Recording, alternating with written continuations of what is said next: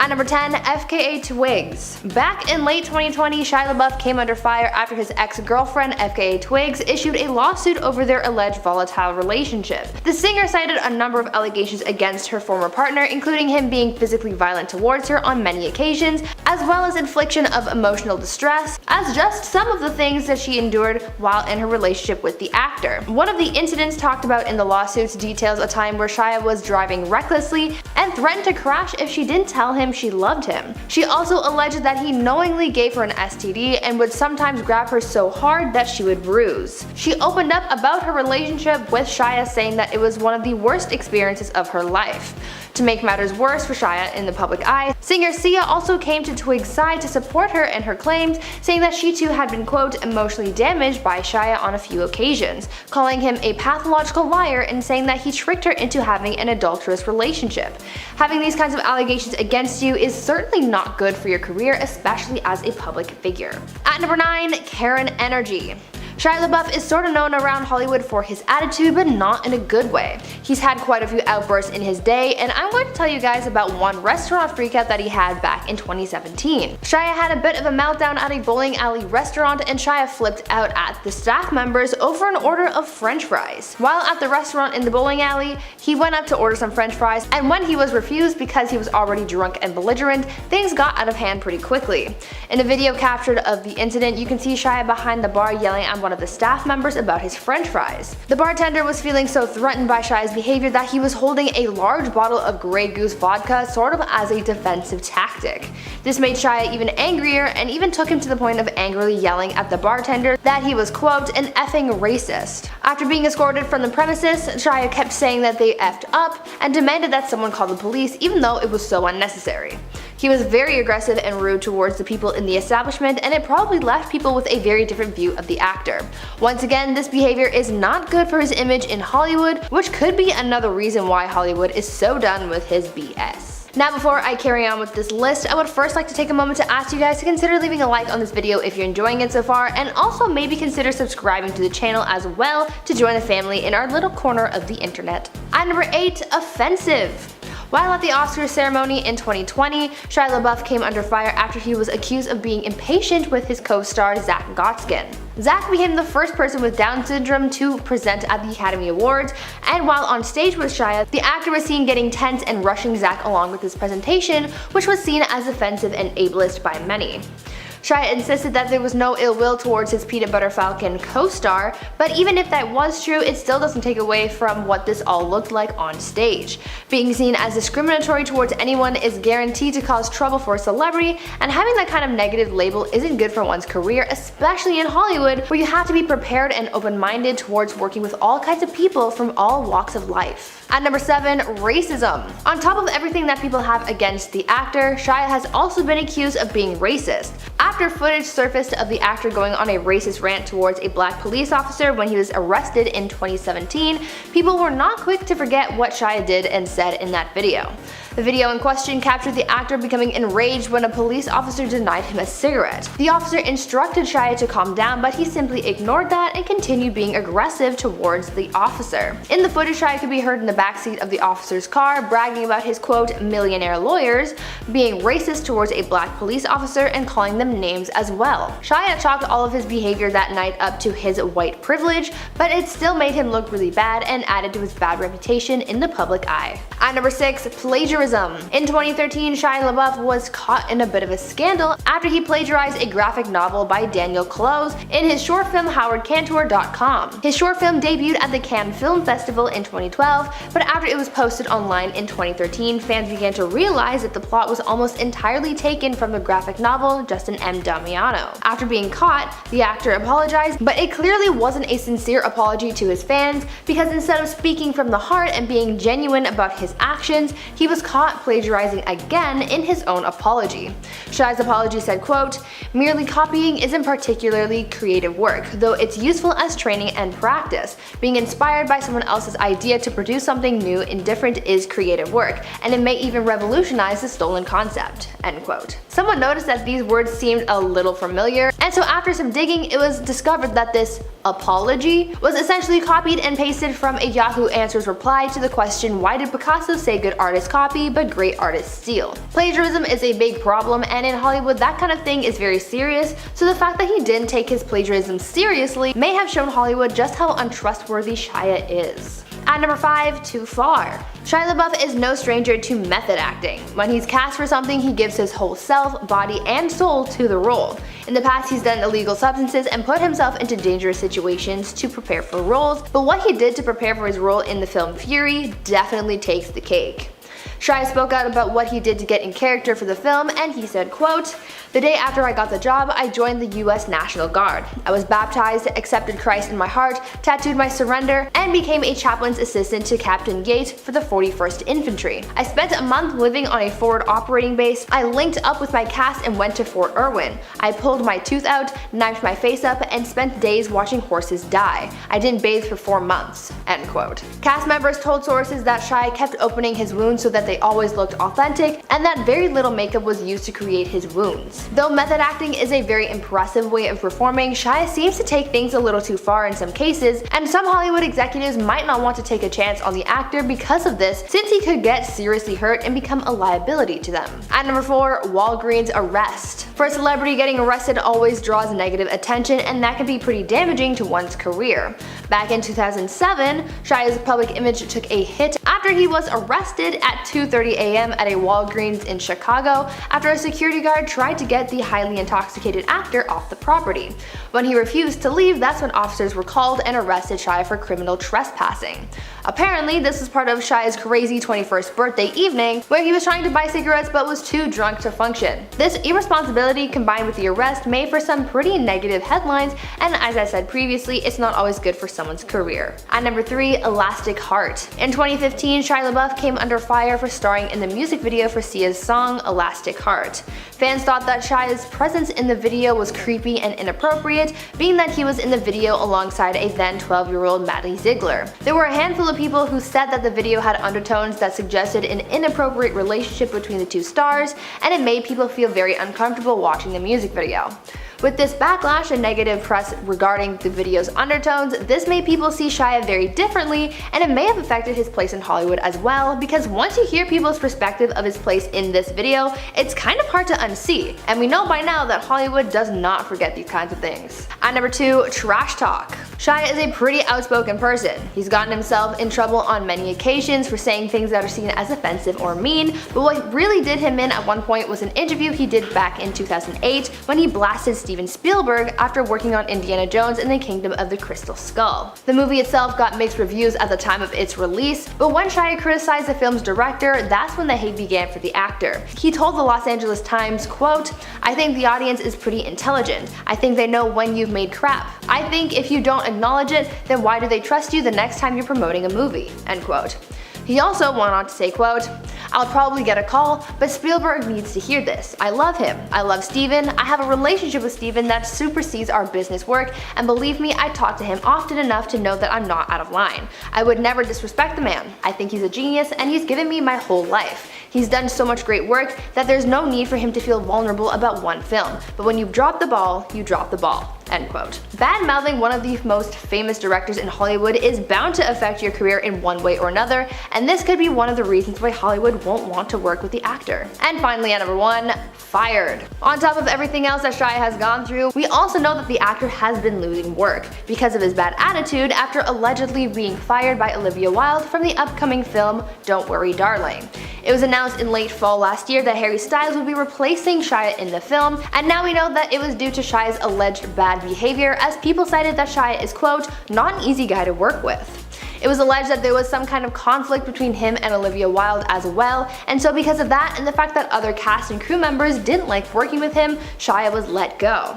Getting fired is always a negative, but in Hollywood, when a lot of your work involves relationships with others and having connections, having a bad experience that was enough for you to get fired can ultimately burn that bridge and can result in you having less and less connections in the industry and therefore have less and less opportunities to find work.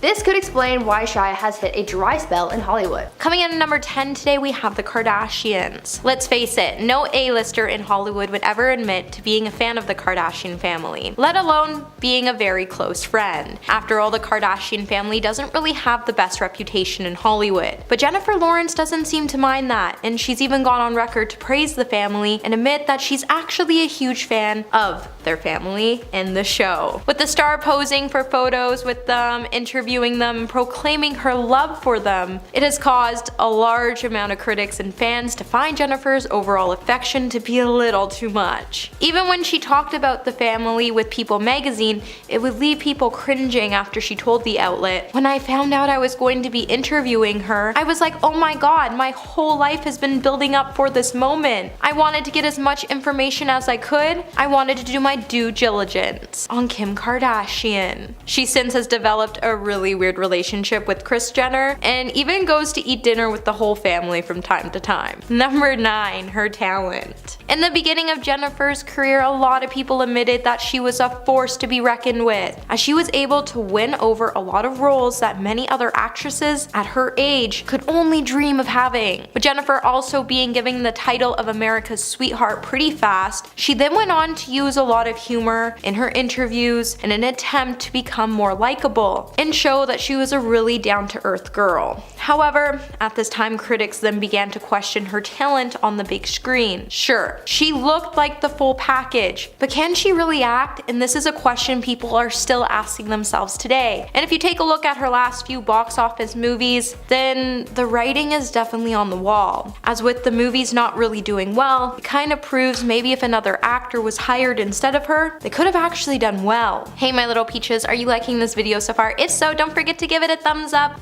Subscribe to the channel so you never have to miss out on what we might just cover next. Coming back to our list today, in the number 8 spot, we have competition. When it comes to the reality in Hollywood, it's hard, it's cold, and it's extremely ugly. As the truth is, everyone has their expiration date, and there are only a handful of stars who can actually make it in the long run, especially when it comes to their careers. Being in the industry, you have to face the hard reality that one day you are in, and the next day you could be out. And it seems like this is the case with Jennifer Lawrence. She used to be everyone's sweetheart with her bubbly personality and jokes, but these days no one's even paying attention to her. It's clear people have grown tired of her shtick pretty fast, and unfortunately for the actress, she hasn't been able to figure out how to reinvent herself just yet. With there being a lot of competition in the entertainment industry, there are hundreds of people who are exactly like the star, who can do exactly the same thing she does every day, and they can probably do it even better in the process. And because of this, the star has been devastated when it comes to losing out on roles, especially when she didn't land a role in Tim Burton's Alice in Wonderland. Number 7. Box office failure. Jennifer used to star in some of the biggest Oscar-worthy films in the industry. However, these days she's pretty lucky even to get a good role, especially since when she starred in the film Mother, it failed in the box office. Not only was the film considered to be one of the world's worst movies, it was also considered to being one of the worst movies of the year it came out. With Jennifer thinking that the movie would be an Oscar gold movie at the time of its release, she would soon have a rude awakening after critics would tear her apart for her poor acting skills. Jennifer would then later open up about her failure of Mother by saying, "Did you guys not get it? I gave my body, Darren gave his heart for that script, and you don't get it. It's a little sad." And I remember letting it be sad for a couple of days. However, I think we can all agree that the movie was just confusing, hard to follow, and if it didn't end the way it ended, then we would still be asking ourselves, what did we just watch? But I mean, either way, we're still asking ourselves, what did we watch when we watched that movie? Number 6. Tired of her stick. There are only so many times you can fall on your face at a huge public event in an award show, right? Well, for Jennifer Lawrence's fans,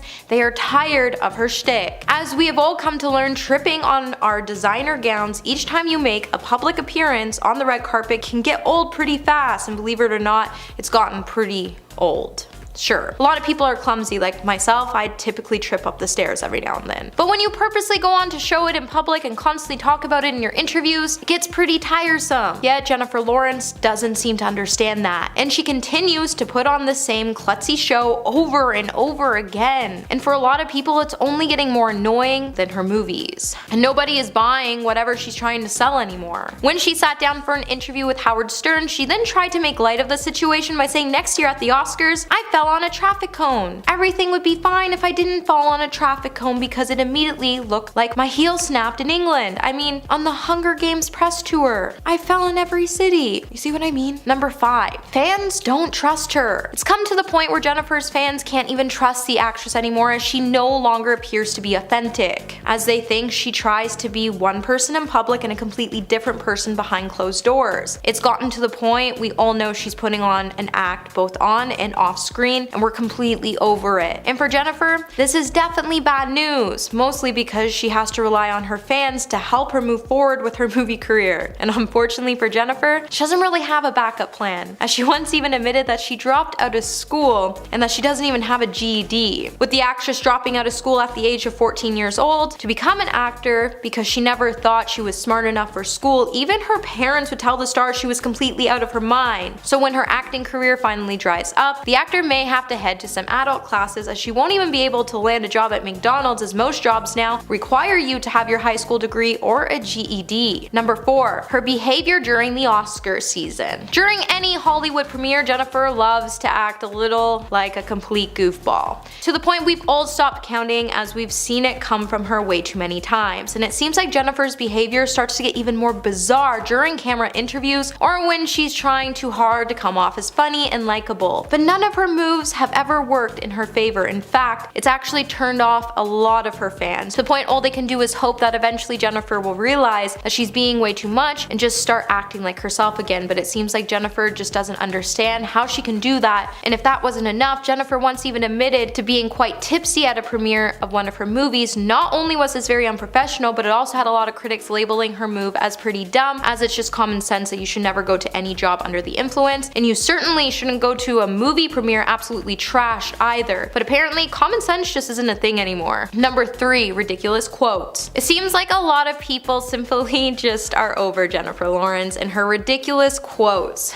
that she makes with her magazine interviews, as it seems like she just doesn't have a filter, or she just doesn't have a good publicist from stopping her from saying things like she says. Like, remember how Jennifer tried to get a plane full of people to chant "Fly Eagles Fly" after they won the NFL championship? With that moment being pretty embarrassing for the star, you would have thought that she would have learned from this mistake, but sadly she didn't, and she's still out here making a fool of herself from time to time. And someone just needs to stop her before she goes on to do a full interview basically just on fart jokes. Number 2. Too much hype. So I think one of the major reasons Hollywood could be closing their door on Jennifer Lawrence is because she has so much hype when it comes to her and her career, especially in the beginning. Her rise to the top was very fast, and it resulted her crash to the bottom to be even faster. But that doesn't mean that there's no hope for the star in the future, as she does have the strength and the talent to pick herself up and to become a force in Hollywood that she is destined to be. However, with saying that, it isn't going to happen overnight, as the star has a lot of reflecting and learning to do. She needs to take this time away from her career to find new management, and more importantly, she needs to find a new way to build her public image. So all her fans can really do right now in the meantime is wait for the new and improved Jennifer Lawrence to arrive. But who knows how long that might take. And coming in at number 1 today, we have her love life. For the longest time, people have viewed Jennifer's love life to be a game to her, as people have alleged that Jennifer only seems to be dating more prominent men in Hollywood in the hopes that it will help her career. While we don't know if this is actually the case, it's not really hard to see why many fans and critics think this, as she seems to move around the industry dating directors and other actors, which could boost her career. With Jennifer making it no secret that her brain is always in panic mode and that she has a hard time focusing on her work and keeping things together, it's not really hard to see why the actor is more focused on her love life and everything going on around it. But I think it's going to be a while until we see Jennifer be casted in any Hollywood movie again, because it's just rumored that the star has been one of many major reasons why huge celebrity couples have split. And with Miley's new song Flowers hinting that the rumors surrounding Liam Hemsworth and Jennifer are very much, in fact, true, it might be a while until we see her on the big screen again. After Will Smith slapped Chris Rock following a joke about his wife Jada's bald head,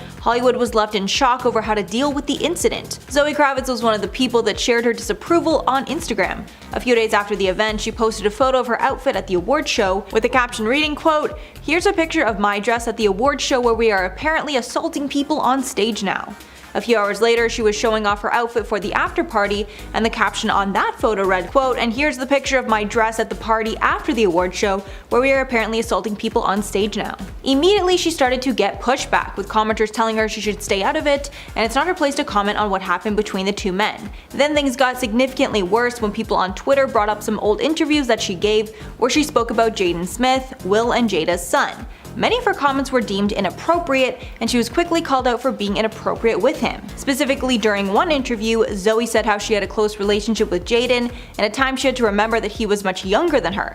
In a 2013 interview with V Magazine, she made some pretty concerning comments. At this time, Zoe was 24, while Jaden was only 14. She said in part, quote, "There were moments where I was hanging out with Jaden and thinking, I can't believe you're 14. I have to check myself, like what I say to you." Adding, quote, "He has so much personality and so much swag, he is so much cooler than I am. And he's so handsome. I was always like, when you're older, you know, we'll hang out. Nope, that's inappropriate." Clearly pretty concerning that she would speak of him this way when he was barely a teenager and 10 years younger than her. But that's not all. A red carpet interview also resurfaced that is just as concerning. In the clip, we see that Zoe is on a red carpet speaking to a reporter when she notices Jaden in the background. She then calls him over and they hug during this interview. During the clip, we see Zoe call Jaden her date and even claim that he is the love of her life. At the time of this clip, Kravitz was 26 and Jaden was only 16. Zoe also said multiple times that she dragged him out to the award show that night so he could be her date. She added that she texted him that he had to come out with her, so he did. This is not the only time she's exhibited some questionable behavior. She's also been called out for her friendship with controversial fashion designer Alexander Wang.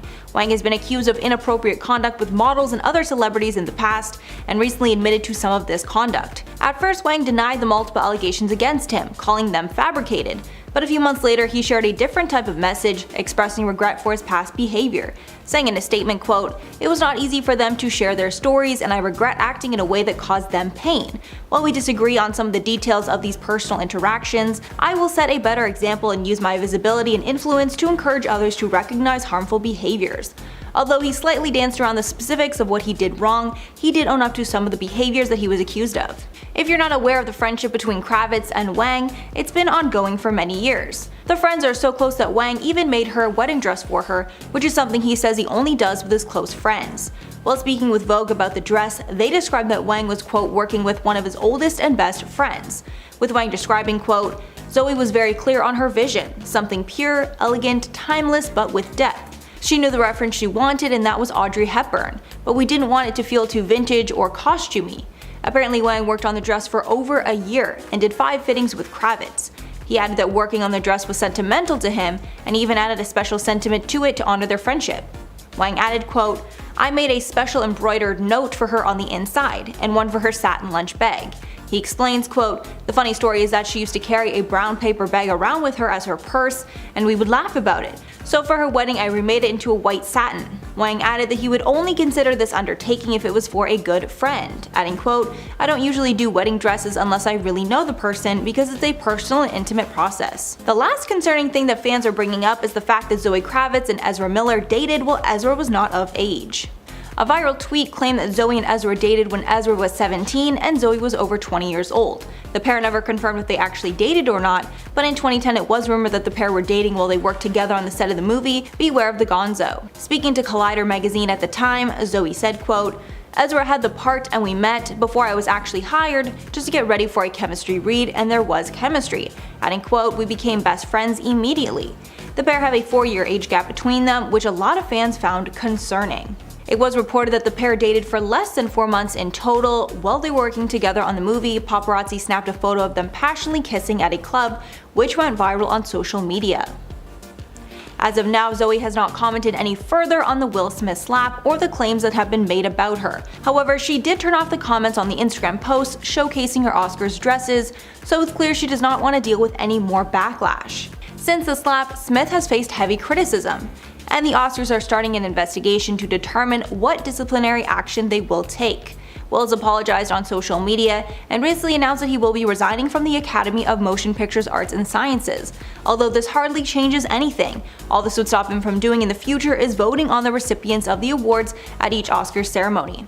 There are approximately 10,000 members in the Academy, all of whom are expected to, quote, advance the arts and sciences of motion pictures. This resignation also won't keep Smith from attending future Oscar ceremonies. He most likely will even present the award for Best Actress in 2023, as is customary with each Best Actor winner. Smith can even be nominated and win another Oscar in the future.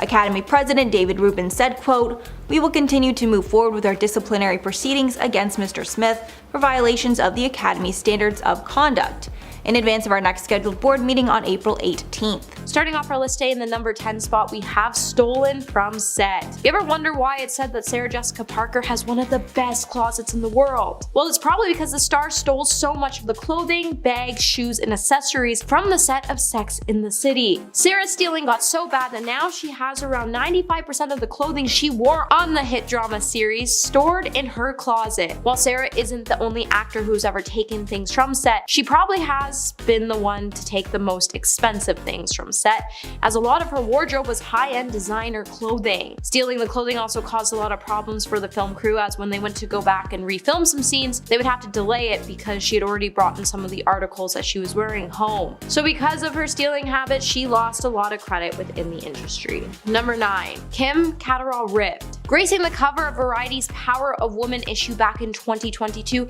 Kim would open up about the SATC revival for the very first time since it aired on HBO Max in 2021. With Kim playing Samantha Jones throughout the original show's 6 seasons and 2 movies, many found it disappointing that she was absent from the revival. But it wasn't really a surprise considering we have all been following the messy feud between Kim and her co-stars for years now. With the alleged off-screen tensions being between Sarah and Kim, it's been long presumed that it's centered around money, with Sarah being paid significantly more than the other woman on the show, prompting Kim to negotiate a higher salary. However, it seems like their feud ended up causing Kim to close one door and start another chapter, as she was heartbroken over Sarah's toxic behavior on set and felt like she just didn't belong. Number 8. Only does projects with smaller budgets. Though most people have trouble when it comes to separating Sarah Jessica Parker from Carrie Bradshaw, the truth is, they're completely different people, as they live in very different lives. Even their personalities are different in many ways. With Carrie loving all the glitz and glamour, Sarah tends to be a little more down to earth, considering she likes to thrift and buy eco-friendly clothing. There's a huge difference between the two. Sarah once even revealed that she only likes doing acting projects that have a smaller budget, rather than working on huge movies and TV shows. But given her name and what she's worth, a lot of small budget movies or TV shows can't support her pay wage or a budget. On top of everything else, it seems like small budget movies these days are hard to come by, unless you count short films. When she has found those types of roles, she nearly misses out on them because she didn't want to dye her hair or sign to a long-term project. She just has a lot of trouble with it. Number 7. Chris Noth. With all the drama surrounding Chris Noth, a lot of people have had a lot of questions for Sarah Jessica Parker, considering she worked with the star on the set. Despite it being months since multiple women came forward to accuse Chris of misconduct, Sarah Jessica Parker would seem to be unprepared when it came to a field of questions on the subject. And when she was asked her reaction to the controversy as a producer, she would tell THR, I don't even know if I'm ready to talk about it, but I wasn't reacting as a producer. I should have worked on this because it's just. And then she went on to note that since the allegations came forward, she hasn't spoken to him.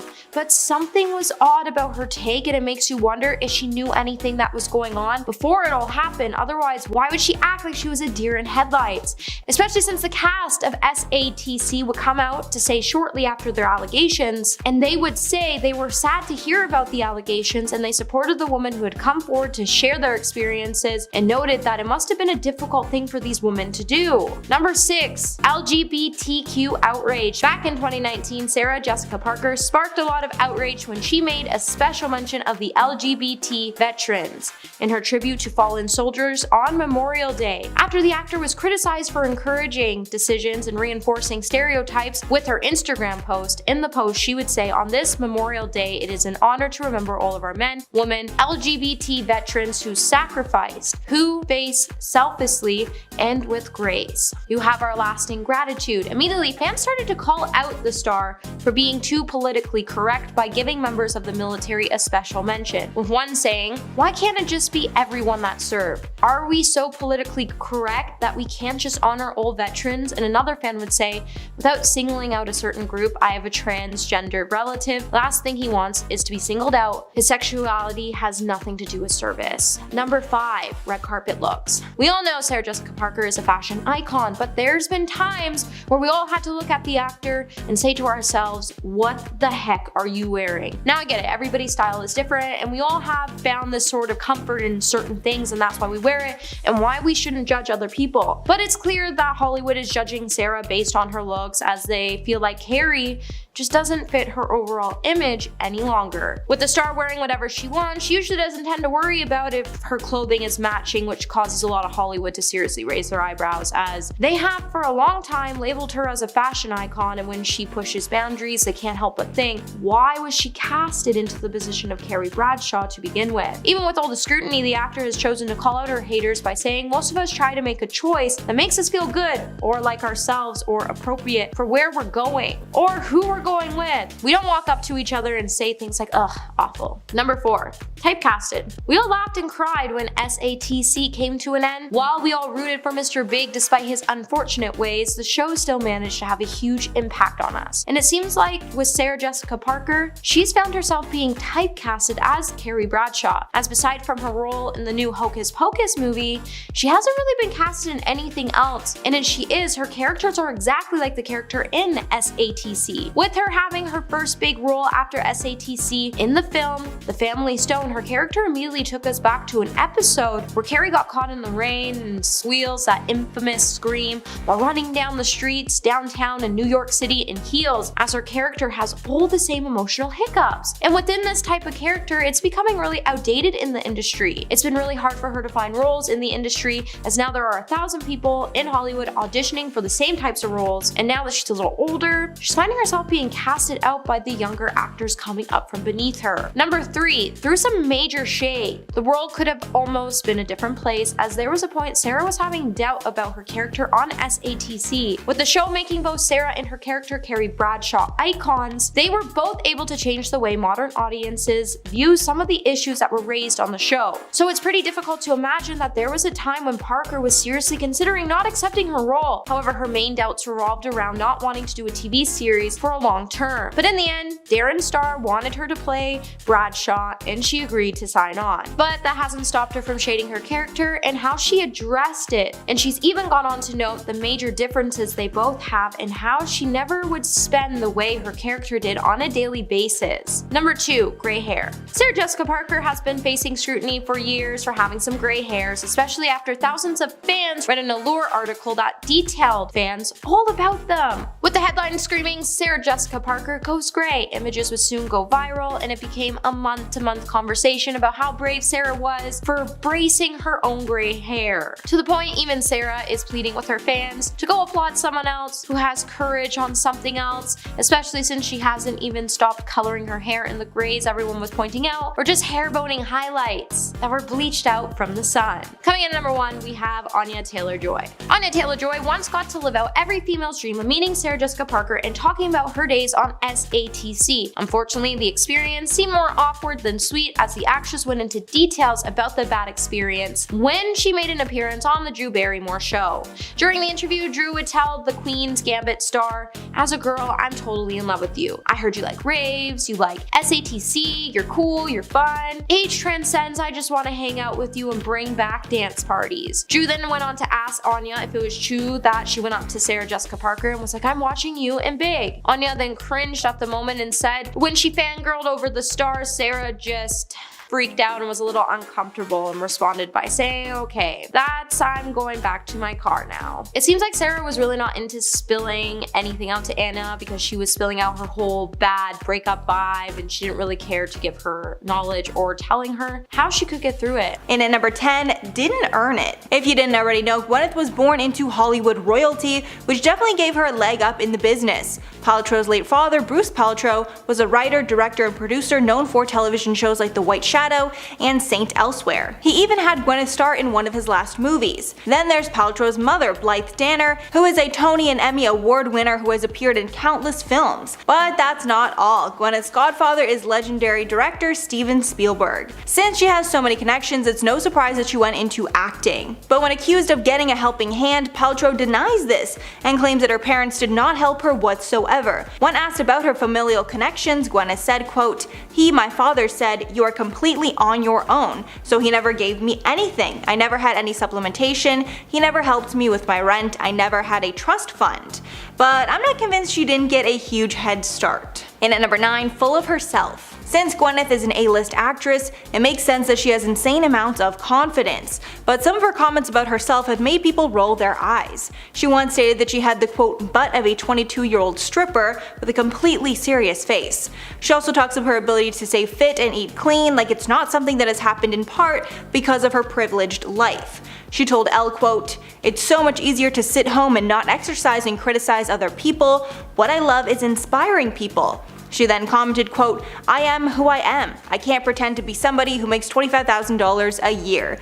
Even adding that working as an actress as a mother is, quote, much harder than having a regular job and being a parent, which is total BS. And at number 8, Goop. Gwyneth started the Goop blog as a way to connect with her fans and share tips on how to live like her. But then things got a little too wacky and Gwyneth started to promote questionable and scammy products. Some of these products are a candle that smells like a vajayjay and a jade egg that's inserted up there to balance your hormones. But not only are these products strange, some of them can actually be dangerous. And the worst part is that almost nothing that Goop promotes is backed by science, but the site makes their claims as fact. Medical professionals have even gone out of their way to disavow many of the claims that Gwyneth makes on her blog. The company was even forced to pay $145,000 to settle a false advertising lawsuit. And at number 7, out of touch. Even though Gwyneth is an A-list celebrity, which means she lives a life we can't even fathom, it seems that she is particularly out of touch. And there are endless quotes from her that people use to prove this fact. The hate against her is so bad that Star magazine gave her the title of the most hated celebrity.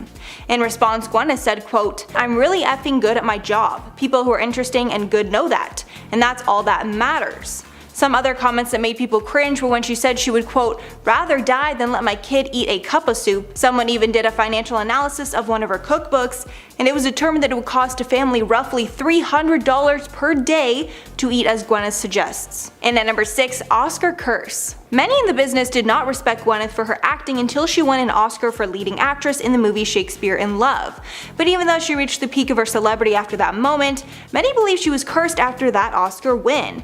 Firstly, many people in general just didn't agree with the Academy's choice. Glenn Close was even quoted saying, quote, I remember the year Gwyneth Paltrow won over that incredible actress who was in Central Station, Fernanda Montenegro, and I thought, what? It doesn't make sense. Not only that, but the movies she starred in after the fact were all flops, and Gwyneth herself has even acknowledged that she made some really bad choices. She said that after her win she felt that she could do no wrong and she took anything that was offered to her, when those were roles she would never take today. Halfway at number 5, she disrespects her Marvel movies. One of her most notable roles was playing Pepper Potts in the MCU, but although the public has this strong affiliation, it seems that Gwyneth can hardly remember all the Marvel movies that she's been in. And a now infamous moment from Jon Favreau's cooking series The Chef Show, Favreau, who acted alongside Paltrow in Spider-Man Homecoming, brought up a moment from the film. Gwyneth then told him that she wasn't in that movie, which is odd because she was. She later addressed the mix-up on Jimmy Kimmel, where she said she was confused because she thought he was talking about the Avengers movies.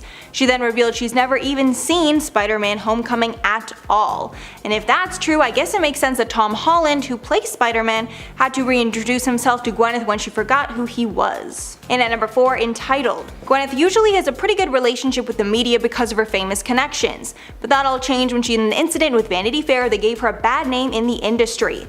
Apparently, the entire feud between them was because the magazine published a story about Gwyneth that was not approved by her. And And although it's a nice gesture for a magazine to show you their stories beforehand, it is certainly not something that celebrities are entitled to.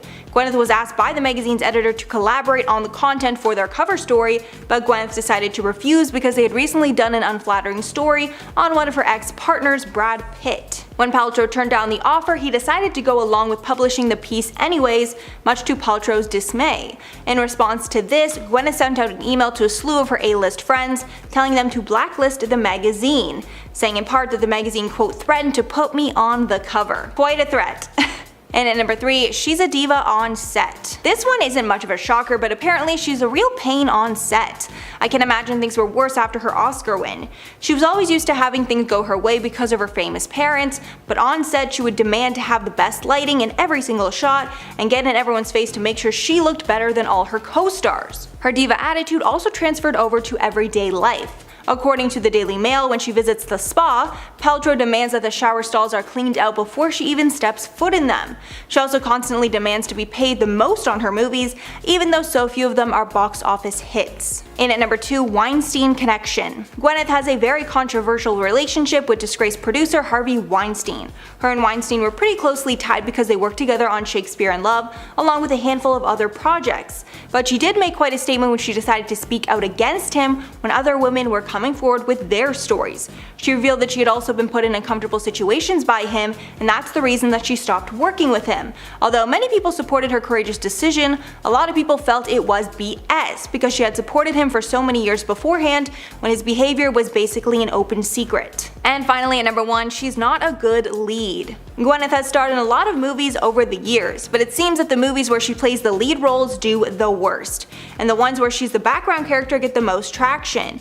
This has somewhat given her a reputation of not being able to lead a movie, especially since the few times that she has tried to headline a movie, the results have been pretty bad. And even though she won an Oscar, it hasn't propped up her image in the industry much because many felt that Miramax essentially bought her the Oscar to promote the movie, which if you didn't already know is something that happens quite often. At number 10, we have she's lost her drawing power. Now, Cameron can still turn a basic movie into a box office hit. If you take a look at movies like Bad Teacher and The Other Woman, these movies both had middling reviews and Cameron was able to bring in millions of dollars to the box office. The problem is, however, for every hit she's also had some pretty major flops that the critics have ripped apart, and these movies have shown some pretty disappointing returns at the box office. Even in the movie musical Annie, it was a disappointment when its release failed to catch on, with audiences earning just $85 million off a staggering $65 million budget, which proves that Cameron may no longer be bankable on just her star power alone. At number 9, she peaked early. So part of the reason why it's such a downer to see Cameron's career to where it is today compared to where it was before has to do with the fact that just over 20 years ago she was positioning herself to become one of Hollywood's greatest comedic actors. In 1997, she added depth and humor to her character in My Best Friend's Wedding, and the press and critics quickly took notice. The following year, Cameron's performance in the film Something About Mary would earn her the Best Actress award for the New York Film Critics Circle. In 2003, her performances were even able to nab her a Globe and Globe nomination. Cameron's early career demonstrated her star power from Something About Mary to Charlie's Angels, and her career trajectory became even more frustrating as she wasn't able to live up to the expectations Hollywood wanted for her. Are you liking this video so far? If so, don't forget to subscribe to the channel and give it a thumbs up. At number 8, we have her comfort zone. So it's said the real reason Cameron is not able to live up to what Hollywood is now wanting from her is because despite her desire to get out of her comfort zone, she always seems to end up back in it. In the last decade, Cameron has been typecasted and has been forced to play variations of the same characters. In the movie What Happened in Vegas, Cameron is a career woman who marries a party boy. In the movie Night and Day, she plays a single woman who gets tangled up in a fugitive relationship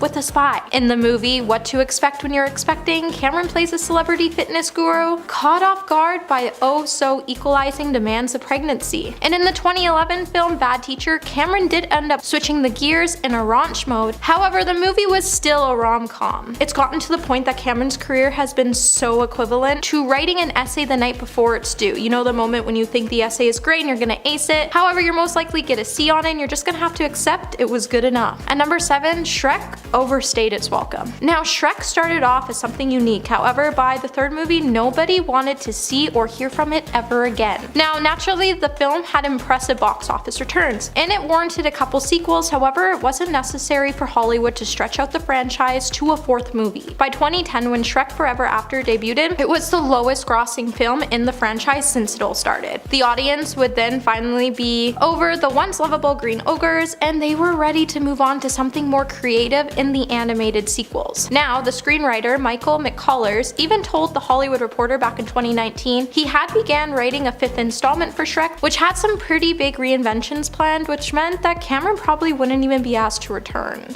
At number 6, the sun definitely did not come out for Annie. Now, when you compare the 2014 remake of Annie to the original 1982 version, a lot of fans disagree with the remake of the beloved musical for many reasons. Hollywood missed a legitimate chance to make something great out of a musical, and instead of keeping it legit, they changed a lot from the beloved storyline, and that drove fans nuts. The remake did provide a rare opportunity for Annie to be played by a young black actress, and in return, it provided a rare opportunity for Hollywood to make a movie for young black kids, and that's definitely something we had to praise Hollywood for this golden move. For Cameron, however, Annie allowed her to sink her teeth into a meaty role against the other roles she's been typecasted in. This role would make older generations look at her in a new light while introducing herself to an entirely new set of moviegoers. But the fact that her talent was drawn out by a bad script and bad autotune, it still made a lot of viewers mad. Sometimes it's just best to leave a film how it is rather than trying to make it more current and up to date. So if you're listening and watching this, someone please save Annie. At number 5, she earned an early retirement. Even though Cameron started off her career late as an actress, she was able to find more success in Hollywood than most actors will ever see in their lifetime. Her debut in the movie The Mask grossed more than $350 million worldwide, and it paved a way for Cameron to enjoy a career in which she could turn even the most basic movies like Charlie's Angels into $1 million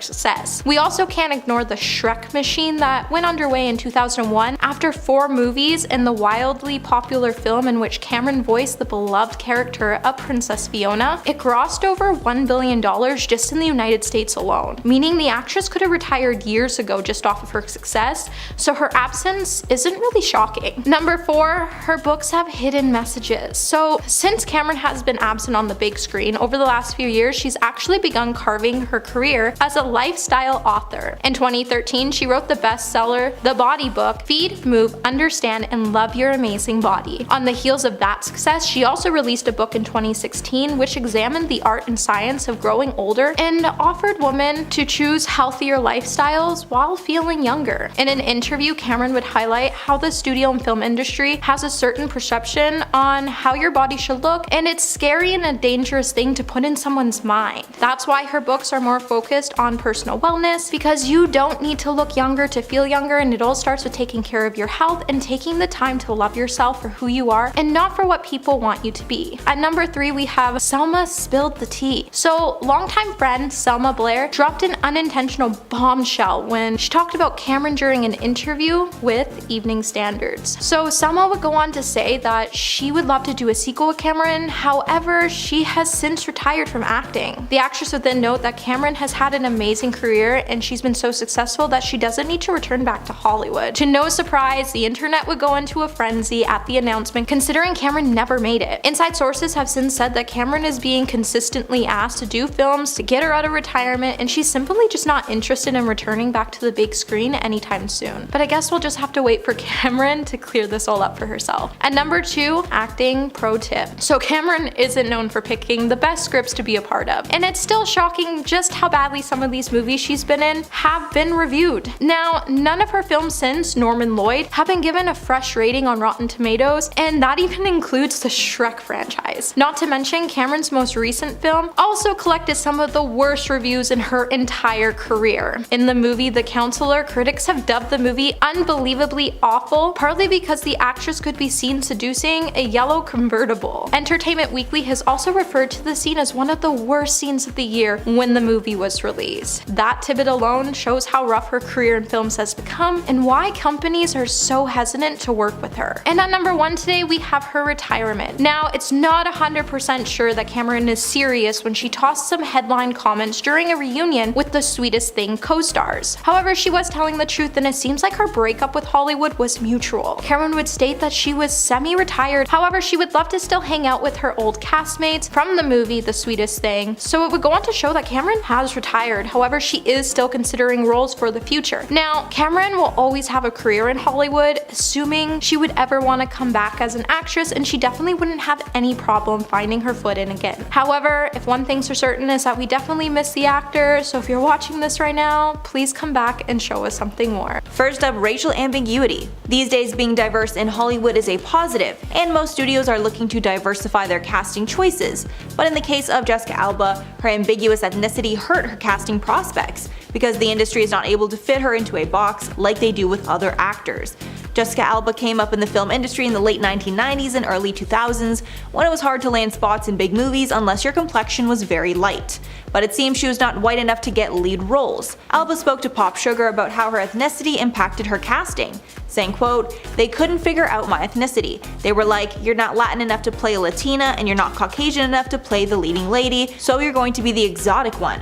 After hearing comments like this, she was more determined than ever to play the leading lady. Since she's helmed tons of movies in her day, it's clear that she met that goal. However, that was short-lived, and she's now rarely on the big screen. In case you were wondering, Alba stated that her mother is white and her father is Mexican American. Aged out of roles. Back when Alba was in her heyday, she was starring in movies as the Bombshell side character, known mainly for her good looks. Many of her roles were all about how she looked and increasing the sex appeal of the movie to audiences. Her main roles happened in her mid-20s, usually a scantily clad love interest or object of desire for male characters. She even graced the pages of adult magazines like Maxim. Since Alba is now older and more mature, she would not consider playing a role like that. But since that's all she's ever played, it would be difficult for a casting director to all of a sudden put her in a different light to audiences that already know Jessica Alba's type. And most of the decisions in casting are based on audience perception. Leading roles flopped. When it comes to casting in leading roles, it does not usually come down to talent, rather how much money studios believe the actor can make. And unfortunately, Alba has not made studios much money when she was the leading lady in her films.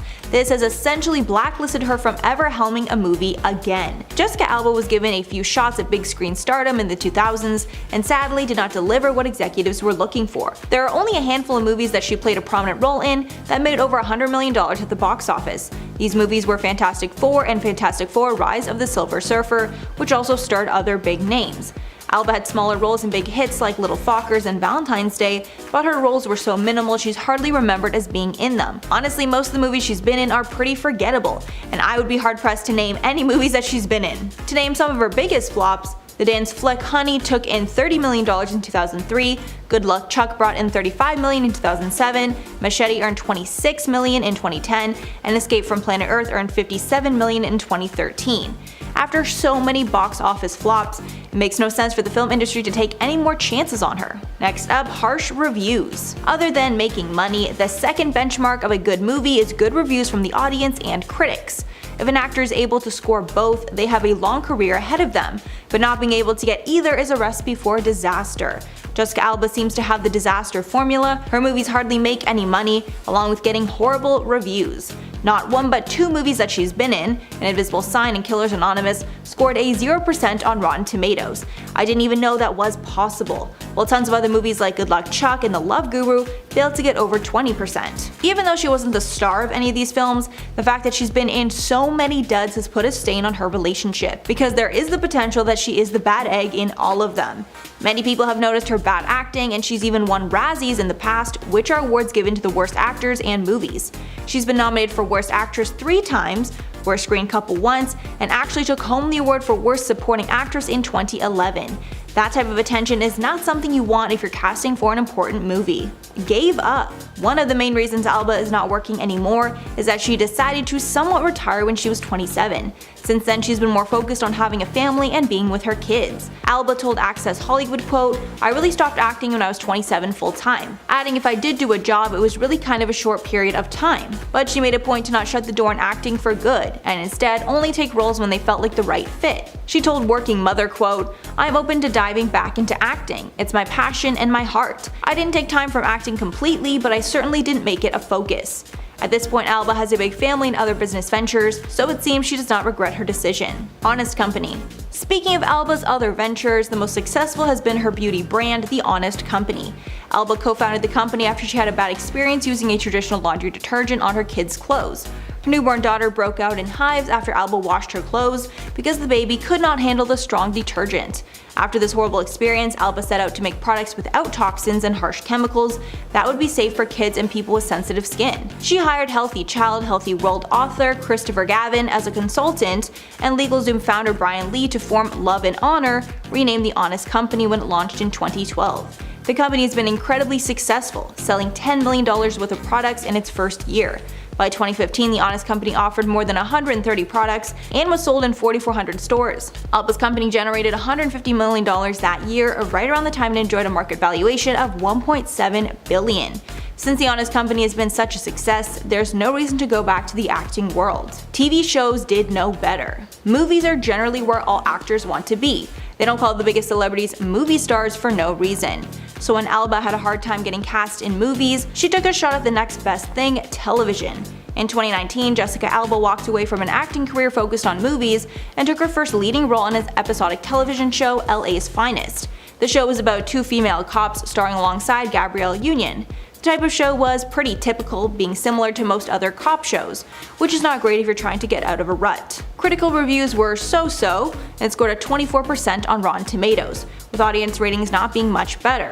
The show also aired on Spectrum, which didn't help it get attention. Shockingly, the show was renewed for a second season. Fox also decided to buy the show and play reruns on their network to fill empty slots. But unfortunately, the show did even worse on Fox than on Spectrum. The show was obviously not picked up for a third season. After this fiasco, her days on TV were finished. Health is now her priority. While speaking with Romper magazine, Alba revealed that she quit acting in her heyday because she wanted to focus on her health and being with her kids as much as possible. She explained to the outlet that after she had her first child, Honor, in 2008, her mindset on everything changed. She explained how her mother had cancer when she was very young, in her early 20s, and Alba herself grew up with chronic illness as a child. These experiences made her understand that health is the most important thing in life.